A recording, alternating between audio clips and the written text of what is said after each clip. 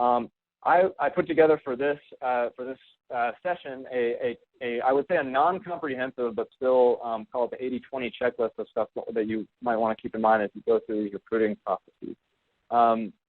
The first one is more obvious than not, casting a wide net. All of these are competitive. I saw candidates all the time who could do the job but didn't get the job because of the supply-demand dynamic, not because they didn't have the ability. And so keeping in mind that not the bar isn't can you do the job, the bar is you do the job better than the people you're competing against. And because of that, some great qualified people aren't going to get the jobs at their top one or two places, and it's always good to be casting a wide net to other firms, even especially like thinking about some of the niche firms that are easier to get into but can provide just as a robust and learning experience.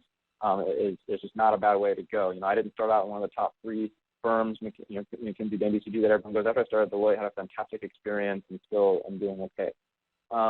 Choosing the right office, there was a question about this, so I'll address it directly too. There are some offices that are easier to get into than others. For example, when I applied to McKinsey when I was at Harvard, it was clear to me that New York is an extremely hard office to get into. Atlanta is also hard, but not nearly as hard.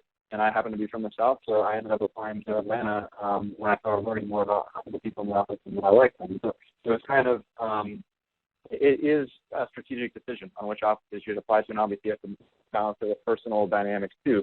But if you're optimizing on getting a job, period, be thoughtful about which office.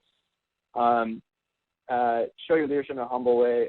I see too many people, both my peers when I was recruiting and then when I was on the flip side as a recruiter, that are trying to strut their stuff. And honestly, humility goes a long way. Jim Collins identified humility as one of the top things for a level 5 leader. The key is to kind of be able to express a level of competence while still maintaining a level of humility, and that can be practiced. And it just starts with thinking about how you're coming across and thinking about how you're telling your stories and that. I mentioned a high potentialist before. Attend every event. I've hit that.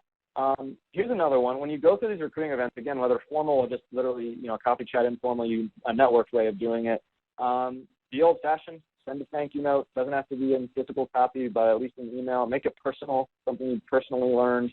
And then, honestly, talk about the next step. Is there someone else that you could be connected to? Or can you have another conversation perhaps on this other topic that you thought they would be thoughtful about that you talked to? It just goes with making a personal touch. It shows that when you're a consultant that you're going to be able to build client relationships quickly. And frankly, it's just, they're kind of a courteous, nice thing to do.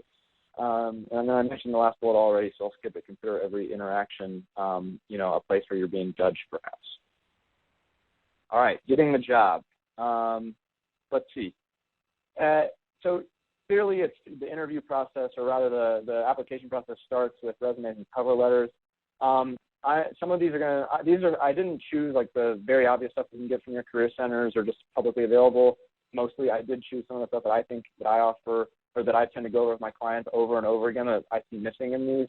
A few are the lens that I would encourage on both of these is not just strutting your sort of, what your accomplishments are, but literally how are you differentiated from the same set of peers that are applying? How does each bullet on your resume set you apart? If you have some type of scholarship, what is the percentage of people that get that scholarship when you compare yourself to your peers? And then secondly, focusing on impact and specific results. Too many times I see people saying what you did and not the impact or result of what that action was.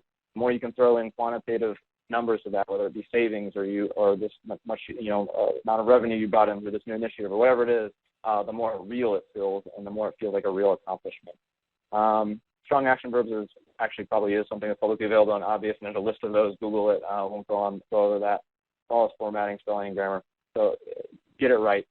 With so many people applying, it's not worth it to lose your candidacy because you can't spell something well.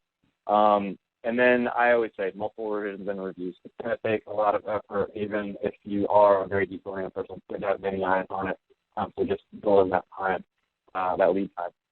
Cover letter, I always follow a simple format here. The first paragraph is all about the firm. It's not about you. It is about what attracts you to the firm, what compels you, and it's a personal perspective. Not, they do top-notch client service. They have a great client suite.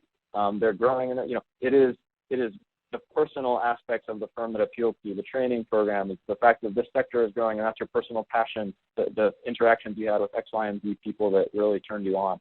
And then the second paragraph is all about you, right? Why are you a great candidate for what they're looking for specifically?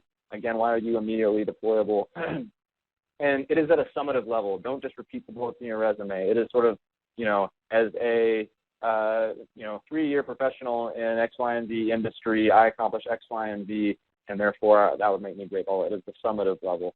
And third paragraph is just a couple sentences to close it politely and probably request an interview depending on how the recruiting process is working in your contract.